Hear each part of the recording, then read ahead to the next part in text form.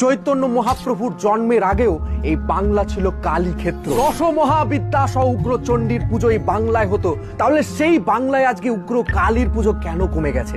অনেকে বলবে বৈষ্ণব সম্প্রসারের কারণে এই বাংলায় উগ্র কালীর পুজো কমে গেছে, বিভিন্ন কালিকা দশ মহাবিদ্যার পুজো কমে গেছে। এটা সম্পূর্ণ ভুল। ভালো করে ভাবুন, এই বীরভূমে প্রায় 5টি সতীপীঠ আছে, তারাপীঠ আছে এবং তার সাথেও একটি গুপ্তপীঠ আছে, এবং এই বাংলাতেই বিভিন্ন সাধকরা জন্মগ্রহণ করেছিলেন।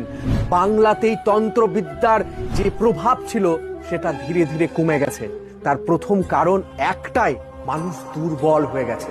যখন থেকে মানুষ দুর্বলতাকে আসল জীবনের পরিচয় রূপে বেছে নিয়েছে, তখন থেকে এই বাংলা শাক্তপীঠ থেকে দুর্বল পীঠ হয়ে উঠেছে।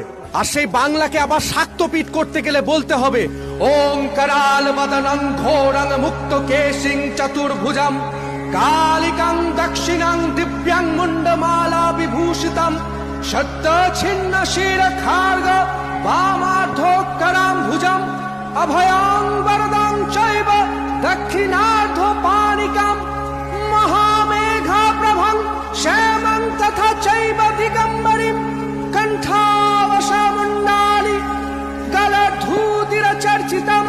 তাই বাংলার প্রতিটি ঘরে ঘরে অমাবস্যায় আবারও কালী পুজো শুরু হোক। মানুষজন আপনাদেরকে ভয় দেখায়, কালী পুজো করলে এই হবে, সেই হবে, ওই হবে, এই হবে। দেখুন, তিনি তো মা।